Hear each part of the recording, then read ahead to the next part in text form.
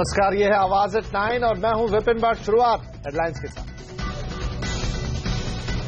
80 kilometre प्रति घंटे से ज्यादा हुई स्पीड तो कार में बजेगी खतरे की घंटी। हादसों को रोकने के लिए एयरबैग समेत कई चीजों को अनिवार्य करने की तैयारी में सरकार।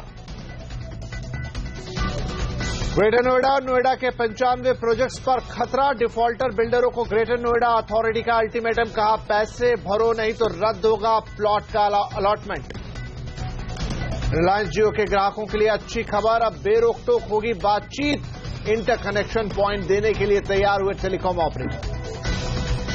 उत्तर कोरिया के परमाणु धमाके से हिले भारतीय बाजार। निफ्टी 8,900 के नीचे, सेंसेक्स भी 29,000 के नीचे बंद।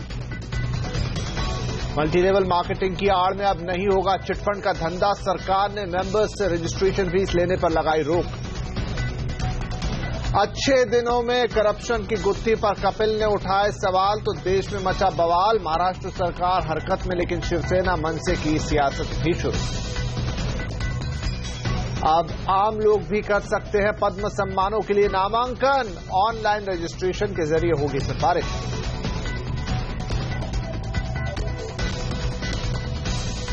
आवाज एट 9 की शुरुआत करेंगे एक ऐसी खबर के साथ जो सीधे आपकी सुरक्षा, आपकी सेफ्टी के साथ जुड़ी है। बढ़ते सड़क हादसों से सरकार चिंतित है।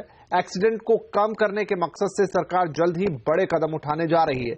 सरकार कुछ ऐसे कदम उठाएगी जिससे आप सड़क पर चलते हुए ज्यादा सुरक्षित महसूस करेंगे। इस पर ज्यादा जानकारी के लिए सीधे चलेंगे अपने संवाददाता रोहन सिंह के पास। रोहन, किस तरह के कदम उठाने जा रही है सरकार? विपिन, ये सारे कदम गाड़ियों की सुरक्षा से लेकर है कार सेफ्टी को और ज्यादा मजबूत बनाया जाएगा। और खासतौर पे 2018 के बाद से भारत में जो भी गाड़ियां बिकेंगी उनमें कुछ बेसिक सुरक्षा के जो फीचर्स हैं उनका होना जरूरी होगा। मसलन हर गाड़ी में एयरबैग का होना जरूरी होगा। इसके अलावा जो रिवर्स में कई बार एक्सीडेंट्स हो जाते हैं उन पे लगाम लगाने के लिए रियर व्यू जो सेंसर है वो लगाना जरूरी होगा। अभी फिलहाल लगभग सभी गाड़ियों में रियर मिरर होते हैं, लेकिन सरकार का यह मानना है कि ये काफी नहीं है। और कई बार गाड़ी पीछे करते वक्त छोटे बच्चे या इस तरह की कई घटनाएं हुई हैं जहां वो इसके जद में आ जाते हैं और एक्सीडेंट्स हो जाते हैं। इन सब पर लगाम लगाई जाएगी। इसके अलावा ओवर स्पीडिंग ना हो। अक्सर ओवर स्पीडिंग की घटनाएं बहुत बड़ा कारण है एक्सीडेंट्स के पीछे। इसके लिए जैसे ही आपकी गाड़ी की स्पीड 80 किलोमीटर से ज्यादा होगी, बीप्स बजने शुरू होंगे, ये ऑटोमेटिकली हो जाएगी। और अगर और ज्यादा स्पीड आप करते हैं तो ये बीप्स की जो फ्रीक्वेंसी है वो बढ़ जाएगी। ये सारे फीचर्स का होना जरूरी होगा। और कार सेफ्टी या जो इसकी जो फिटनेस टेस्ट है वो सारे ऑटोमेटेड करने की प्लानिंग हो रही है। अगले कुछ दिनों के अंदर इस बारे में नोटिफिकेशन आ जाएगा। सरकार कार कंपनियों से बात कर रही है ताकि ये जो पीरियड है, इस पीरियड में जो गाड़ियां मैन्युफैक्चर हो उनमें ये सारे फीचर्स हो। इसका ये मतलब भी है कि आपकी गाड़ी थोड़ी महंगी हो सकती है, लेकिन सरकार का मानना है जिस बड़ी संख्या में एक्सीडेंट्स यहां हो रहे हैं भारत में, उनमें ये फीचर्स का होना बहुत जरूरी है, भले गाड़ी थोड़ी महंगी हो जाए। जी रोहन, और इस मसले पर और ज्यादा बातचीत करने के लिए हमारे साथ अब जुड़ गए हैं कारनेशन ऑटो के सीएमडी जगदीश खट्टर साहब। खट्टर साहब, बहुत स्वागत है आपका। तो भारतीय कारों में खासतौर पे जो छोटी कारें हैं, छोटी या जो 4-5 लाख 6 लाख रुपए तक में आती हैं, उनमें एयरबैग्स हो या फिर पार्किंग सेंसर्स हो, ऐसी सुविधाएं नहीं होती हैं। अब जब ये कंपलसरी कर दिया जाएगा तो आपको लगता है कि जो सड़क हादसे हैं उनमें वाकई कमी आएगी, जो जाने जाती हैं उनको हम बचा पाएंगे? देखिए, सड़कों पे एक्सीडेंट हो रहे हैं, बढ़ रहे हैं, हिंदुस्तान सबसे ज्यादा है, इसके लिए हमें बहुत ही दुख है।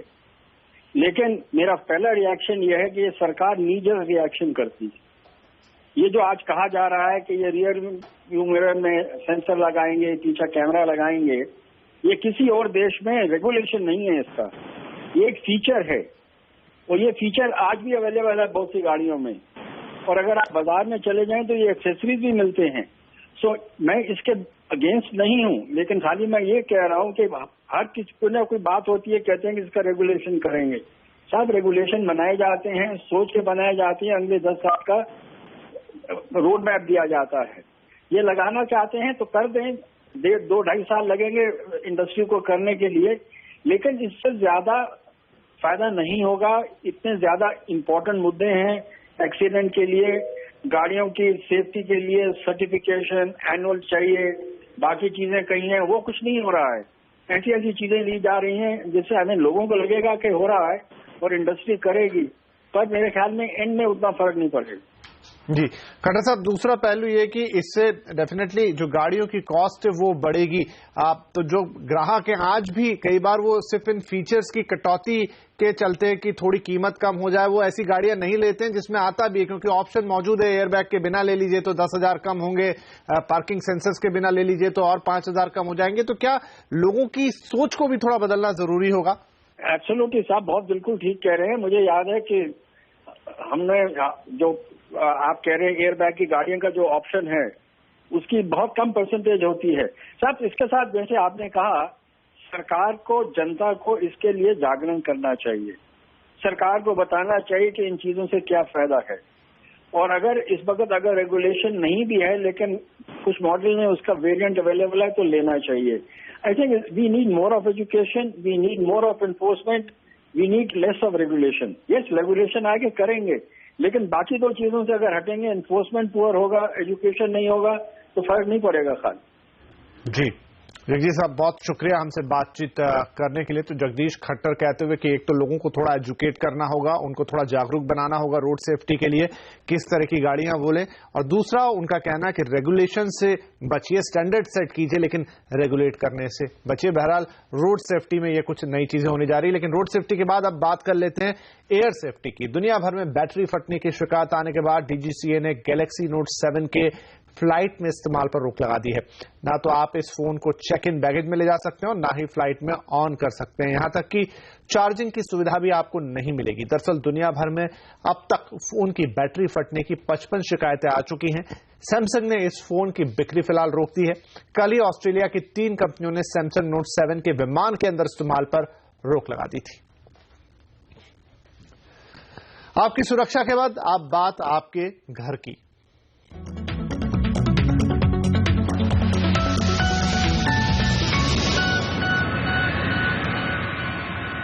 नोएडा और ग्रेटर नोएडा के उन 95 प्रोजेक्ट्स में घर खरीदने वाले लोगों के लिए अब एक मुसीबत आ सकती है जिनके बिल्डरों पर ग्रेटर नोएडा अथॉरिटी का पैसा बकाया है। क्या है पूरा मामला, जानने के लिए हम बात करेंगे अपनी सहयोगी कविता से। तो कविता, क्या है ये पूरा मामला और ग्रेटर नोएडा अथॉरिटी ने क्यों ये अल्टीमेटम दिया है? विपिन, यहाँ पर ग्रेटर नोएडा अथॉरिटी काफी सख्ती से पेश आ रही है उन तमाम बिल्डर्स के साथ जिन्होंने अब तक उसे बकाया नहीं चुकाया, और इसी सिलसिले में अथॉरिटी ने लगभग 164 बिल्डरों की लिस्ट जारी की है जिन पर बकाया बाकी है। और इसमें आपको बता दें काफी नामी बिल्डर्स हैं। आम्रपाली की बात करें, एटीएस की बात करें, साथ ही यूनिटेक का भी बकाया है जो कि अब तक अथॉरिटी को नहीं चुकाया गया है। अब आगे बढ़ते हुए अथॉरिटी ने एक विंडो भी यहाँ पे क्रिएट की है। अथॉरिटी ये कहती है कि अगर 30 सितंबर तक आप 25% तक का बकाया यहां पर चुका सकते हैं, आपको एक प्रावधान दिया जा रहा है। बाकी 75% आप इंस्टॉलमेंट में यानी किश्तों में आगे चलकर चुका सकते हैं। अगर आप ऐसा नहीं करते हैं 30 सितंबर तक तो आपका प्लॉट रद्द भी कर दिया जाएगा। तो काफी सख्त चेतावनी यहां पर अथॉरिटी की तरफ से आई है। और जिन बड़े बिल्डर्स की हम बात कर रहे हैं, काफी ज्यादा बकाया है। सबसे पहले अगर आम्रपाली की बात करें, लगभग 900 करोड़ का बकाया है अथॉरिटी पर। यूनिटेक का 700 करोड़ से ज्यादा, सुपरटेक का भी यहां बकाया है जो कि 280 करोड़ रुपए से ज्यादा का है। तो अब इस पर एक लास्ट विंडो क्रिएट की है अथॉरिटी की तरफ से जो कि 30 सितंबर तक इनको 25% अमाउंट जमा करना है। जी बहुत शुक्रिया कविता इस जानकारी के लिए। तो अगर ये पैसे नहीं भरे जाते हैं तो कुछ 95 प्रोजेक्ट ऐसे होंगे जिसके घर खरीदारों के लिए मुश्किलें आ सकती हैं। आगे बढ़ते हैं। रिलायंस जियो के ग्राहकों के लिए एक अच्छी खबर है। जिन लोगों के कॉल कनेक्ट होने में दिक्कतें आ रही थी वो अब दूर हो जाएंगी। यहां पर दूसरे टेलीकॉम ऑपरेटर्स अब रिलायंस जियो को इंटरकनेक्शन देने के लिए तैयार हो गए। इस खबर पर और बातचीत के लिए हमारे साथ है हमारी संवाददाता दीपाली नंदा। दीपाली, रिलायंस जियो को इंटरकनेक्टिविटी अब मिल जाएगी, आज इसके बारे में ट्राई में बैठक हुई, तो क्या सॉल्यूशन निकाला गया है और दूसरे टेलीकॉम कंपनियों का क्या कहना है? टेलीकॉम रेगुलेटर ट्राई ने वोडाफोन, आइडिया, एयरटेल और रिलायंस जियो के साथ आज बैठक की और बैठक के बाद ये रजामंदी बन गई है कि तीनों कंपनियां अब रिलायंस जियो को पीओआईज यानी कि पॉइंट ऑफ इंटरकनेक्ट मुहैया कराएंगी। लेकिन ये पॉइंट ऑफ इंटरकनेक्ट कितनी संख्या में रिलायंस जियो को दिए जाए, इस पर फैसला लेने के लिए जल्द ही अब बातचीत का सिलसिला शुरू होगा। क्योंकि हमें जो जानकारी मिल रही है वो ये कि ट्राई की तरफ से हर एक टेलीकॉम ऑपरेटर को ये बोला गया है कि वो जल्द से जल्द रिलायंस जियो के साथ बैठकर ये जो POIs की संख्या है वो सुनिश्चित करे, ताकि जो अभी कंज्यूमर को असुविधा हो रही है उसे दूर किया जा सके। तो अब ये जल्द ही 1 से 2 दिनों में ये बैठक का सिलसिला शुरू होगा, जिसमें एयरटेल, वोडाफोन आइडिया के प्रतिनिधि रिलायंस जियो के प्रतिनिधि के साथ बैठेंगे और ये इंश्योर करेंगे कि जितनी संख्या की मांग जियो की तरफ से की जा रही है वो पर्याप्त संख्या में इंटरकनेक्शन को मुहैया कराया जाए। जी दीपाली, इधर इंटरकनेक्टिविटी मिलने के बाद या इंटरकनेक्शन मिलने के बाद जियो के ग्राहकों के लिए कितनी बड़ी राहत होगी? जाहिर तौर पर रिलायंस जियो के ग्राहकों के लिए एक अच्छी खबर के तौर पर देखा जा सकता है, क्योंकि अभी जितने भी सब्सक्राइबर के पास रिलायंस जियो की 4G सिम है उन्हें वॉइस कॉलिंग में थोड़ी बहुत दिक्कत आ रही थी और उसके पीछे बड़ा कारण यही था कि कंपनियां रिलायंस जियो को पॉइंट ऑफ इंटरकनेक्ट नहीं दे रही थी। चूंकि आज ट्राई ने हस्तक्षेप किया है तो अब ये उम्मीद काफी ज्यादा मजबूत हो गई है कि कंपनी अपने रुख से अब हटती हुई भी दिखाई दे रही है। जल्द ही जो कस्टमर्स है उनकी जो ये परेशानी है क्वालिटी ऑफ सर्विस को लेकर, जो वॉइस कॉलिंग में उनको दिक्कत आ रही थी, वो दूर होती हुई दिखाई देगी। जी दीपाली, बहुत शुक्रिया इस जानकारी के लिए। और यहां पर हम दर्शकों को बता दें कि आप इस वक्त ये खबर देख रहे हैं CNBC आवाज पर, और CNBC आवाज नेटवर्क 18 का हिस्सा है, जिसका प्रबंधन और स्वामित्व रिलायंस इंडस्ट्रीज के हाथों में है। और इन सबके बीच एयरटेल ने कहा है कि वो हमेशा दूसरे ऑपरेटर्स को पॉइंट ऑफ इंटरकनेक्शन उपलब्ध कराते रहे हैं। एयरटेल की दलील है कि पिछले कुछ सालों में सर्विस लॉन्च करने वाले ऑपरेटर्स की POI की समस्या नहीं हुई है। एयरटेल ने TRAI से अनुरोध भी किया है कि वो इंटरकनेक्शन चार्ज पर निष्पक्षता सुनिश्चित करें। साथ ही TRAI सुनिश्चित करें कि नियमों के तहत टैरिफ का पालन हो। अब बात करेंगे बाजार की। उत्तर कोरिया के परमाणु परीक्षण के धमाके से आज दुनिया भर के बाजार हिल गए। सेंसेक्स करीब 250 पॉइंट टूटकर 29,000 के भी नीचे चला गया। निफ्टी में भी आज 85 पॉइंट की गिरावट रही। लंबे वीकेंड की वजह से भी निवेशकों ने अपनी पोजीशन हल्की की। इधर खराब ग्लोबल संकेत के चलते ऊपरी स्तरों से मुनाफा वसूली का भी बाजार शिकार हुआ। बाजार में आज तेल और गैस शेयरों में एक्शन देखने को मिला। IT शेयरों में भी खरीदारी देखने को मिली। बाजार में दबाव बनाने का काम किया बैंक शेयरों ने। सीमेंट शेयरों में भी बिकवाली का दबाव रहा। ऑटो शेयरों की रफ्तार पर भी आज ब्रेक लगता दिखा। और अच्छे दिन में करप्शन की गुत्थी पर कपिल ने उठाए सवाल तो देश में मच गया बवाल। पूरी खबर इस ब्रेक के बाद।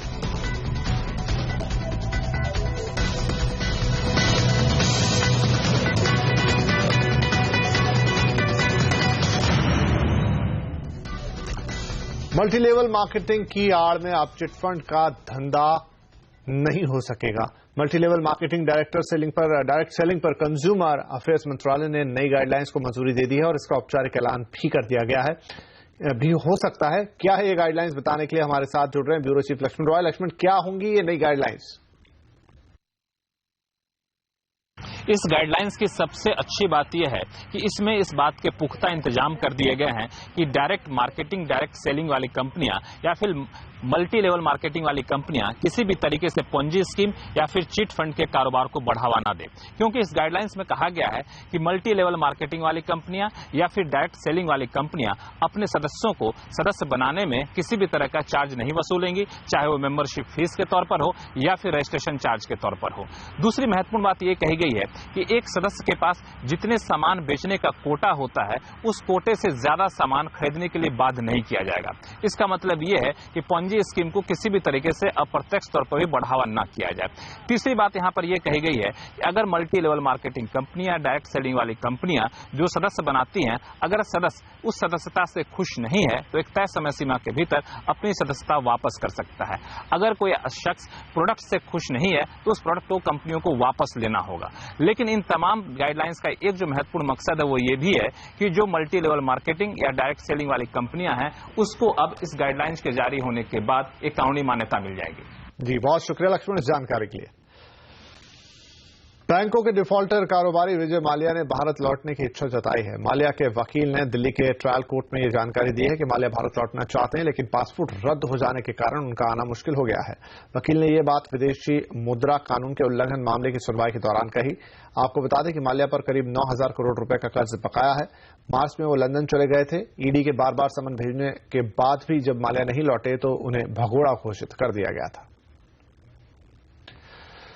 कॉमेडी किंग कपिल शर्मा ने बीएमसी में करप्शन की गुत्थी क्या खोली। बीएमसी से लेकर सरकार तक सब हरकत में आ गई। कपिल ने ट्वीट के जरिए बीएमसी पर घूस मांगने का आरोप लगाया। कपिल शर्मा ने प्रधानमंत्री नरेंद्र मोदी को टैग करते हुए लिखा कि वो बीते 5 साल से 15 करोड़ रुपए इनकम टैक्स भर रहे हैं, फिर भी उन्हें दफ्तर बनाने के लिए बीएमसी अफसर को 5 लाख की घूस देनी पड़ती है। उन्होंने सीधे पीएम से पूछा कि क्या यही हैं आपके अच्छे दिन। इसके बाद सियासी बवाल मचा।